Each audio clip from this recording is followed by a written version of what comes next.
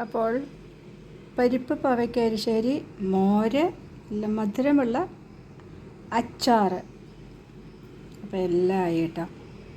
ഇത് വേണമെങ്കിൽ ഇതിൻ്റെ കൂടെ നിങ്ങൾക്ക് വേറെ കൂട്ടാനുകൾ വേണമെങ്കിൽ കൂട്ടി കഴിക്കാം. എനിക്ക് ഇങ്ങനെ കഴിക്കാം. ഇങ്ങനെയായിരുന്നു ചെറുപ്പത്തിൽ എൻ്റെ അച്ഛൻ്റെ അമ്മ എനിക്ക് നൽകിയിരുന്നത്. അങ്ങനെ അപ്പോൾ അതിൻ്റെ ഒരു ഓർമ്മ. നല്ല ടേസ്റ്റാണ്. നിങ്ങൾ ആശയെങ്കിലും ഒന്നും ഉണ്ടാക്കി നോക്കണേ. ഹലോ കൂട്ടുകാരെ, ഇന്ന് ഞാനൊരു സ്പെഷ്യൽ കൂട്ടാൻ, അതായത് എൻ്റെ ചെറുപ്പത്തിലൊക്കെ എൻ്റെ അച്ഛൻ്റെ അമ്മ എനിക്ക് ഉണ്ടാക്കി തരുമായിരുന്നു. ഈ ഒരു കറി എനിക്കിഷ്ടപ്പെട്ട ഒരു കറിയാണ്. പാവയ്ക്കയും പരിപ്പും, അതായത് നമ്മുടെ തോരപ്പരിപ്പ്, സാമ്പാർ പരിപ്പും ചേർത്ത് ഒരു കറി. അപ്പം ഞാൻ പാവയ്ക്ക അരിഞ്ഞു വെച്ചിട്ടുണ്ട്. അപ്പോൾ നമ്മുടെ പരിപ്പ് വെന്തോന്ന് നോക്കാം. പരിപ്പ്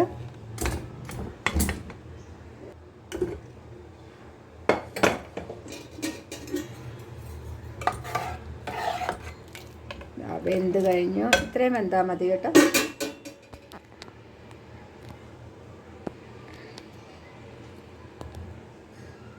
അപ്പോൾ പരിപ്പിലേക്ക് നമുക്ക് ഈ പാവയ്ക്ക ഇട്ട് കൊടുക്കാം. ഇതൊന്ന് വേവിക്കണം.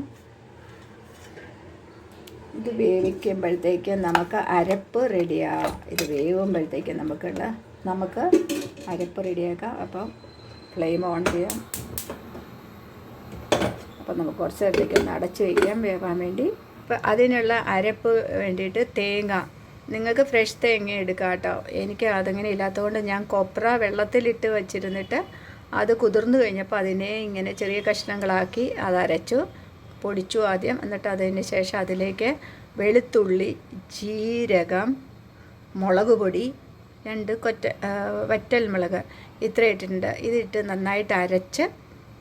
നല്ലതായിട്ട് അരച്ചെടുക്കുക. എന്നിട്ട് അത് അതിലേക്ക് ഒഴിച്ച് നമ്മുടെ കൂട്ട് റെഡിയാക്കാം. അപ്പോൾ ഇപ്പോൾ നമ്മൾ ഇത് അരച്ചെടുക്കാമേ. അപ്പം ഞാൻ മറന്നുപോയായിരുന്നു പറയാനായിട്ട്. ഞാൻ ഇതിലേക്ക് കുറച്ച് ഉപ്പും കുറച്ച് മഞ്ഞൾപ്പൊടിയും ഇട്ടിട്ടുണ്ട്. അപ്പം ഇത് വേവുന്നു. ഈ വേവുന്ന സമയത്ത് നമുക്ക് ഇത് കണ്ടോ പച്ചമുളക്. ഇത് ഏകദേശം ഒരു 10-20 ദിവസമായ പച്ചമുളക് കേട്ടോ. ഇങ്ങനെ ഞെട്ട് കളഞ്ഞ് കഴുകി വൃത്തിയാക്കി ഒന്ന് തുടച്ച് നമ്മൾ ഫ്രിഡ്ജിൽ വെക്കുകയാണ്. ഇപ്പോഴും നല്ല ഫ്രഷായിട്ട് പച്ചമുളക് നമുക്ക് കിട്ടും. അത് ഞാൻ ഇതിലേക്ക് ഒരു 3-4 പച്ചമുളക് അങ്ങനെ ഇടുകയാണ്. പിന്നെ അതിലേക്ക് കുറച്ച് കരിവേപ്പിലയും കൂടെ ഇടുന്നുണ്ട്.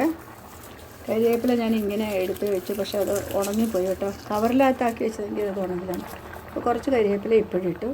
എന്നിട്ട് നമുക്കിതൊന്ന് അടച്ചു വയ്ക്കാം. അപ്പോൾ നമ്മുടെ അരപ്പ് റെഡി ആയിട്ടുണ്ട്. അപ്പോൾ നമ്മുടെ പരിപ്പും പാവയ്ക്കയും വെന്തിട്ടുണ്ട്.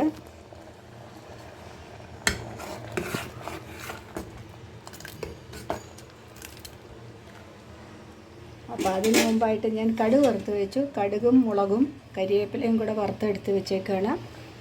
നമ്മുടെ അരപ്പ് റെഡി ആയിട്ടുണ്ട്. അപ്പോൾ ഇനി നമുക്ക് ഇതിലേക്ക് അരപ്പൊഴിക്കാം.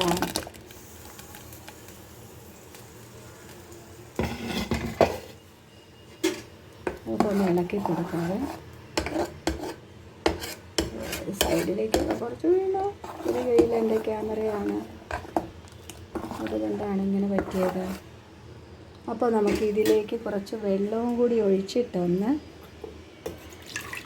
മിക്സ് ചെയ്ത് കൊടുക്കാം. ഇതും കൂടെ നമുക്കിതിലേക്ക് ഒഴിക്കാം. അപ്പോൾ ഞാൻ ഉപ്പ് ഇട്ടിട്ടുണ്ടായിരുന്നു. അപ്പം ഞാൻ നോക്കി ആവശ്യത്തിന്. അപ്പോൾ ഇതൊന്ന് തിളക്കിയുണ്ട്. അപ്പോഴത്തേക്ക് അതിൻ്റെ ഒപ്പം തന്നെ നമുക്ക് കടുക് വറുത്തത് ഇതിൻ്റെ ഒപ്പം ഇടാം.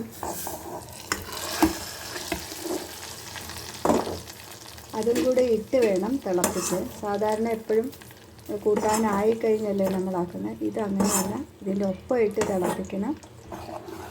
ഒന്ന് ചെറുതായിട്ടൊന്ന് തിളച്ചാൽ മതി കേട്ടോ, അല്ലാണ്ട് നന്നായിട്ട് തിളയ്ക്കണ്ട. അപ്പോൾ ഈ കറി ഇത്രയും തിളച്ചാൽ മതി കേട്ടോ.